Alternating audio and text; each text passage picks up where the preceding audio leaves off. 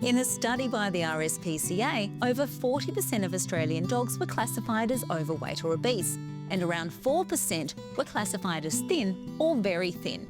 I caught up with Dr Nicole Rous to get her tips on how a change of diet can help address both sides of this problem. Nicole, let's start with the bigger problem, literally. What should pet parents be doing if they need to lose a few kilos on their dog?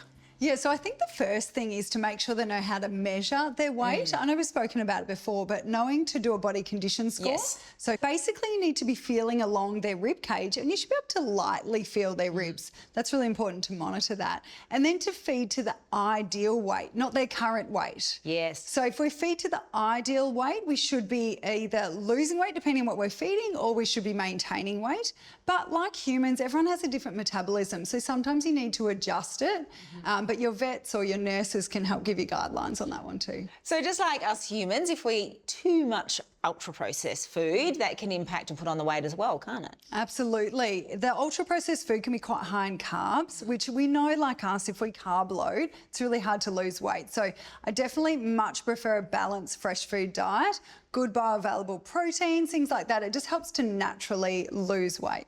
And we need to do that slowly when we transition to a new fresh diet. Yeah, that's a really good point. So the gut needs time to adjust, the gut microbiome. So we tend to start with around 10% of the new diet, and over 1 to 2 weeks we'll build up to the new diet. Okay, cool. Now, if we're transitioning across to a big dog fresh food diet, what are some of your key recommendations for the weight loss? Yes, so I have a real favourite here. So my favourite is definitely the kangaroo, the single protein kangaroo. Yeah. It's around about the 5% fat mark. It's a fantastic diet for those that need to lose weight. And good for skin sensitivities. Absolutely, yeah. Okay, so I know well-being's a bit lower in fat as well, but we need to be careful, don't we, though, that puppies aren't given the low-fat ones because they have a higher requirement for fat. Yeah, that's really true. So the puppies need a moderate fat diet.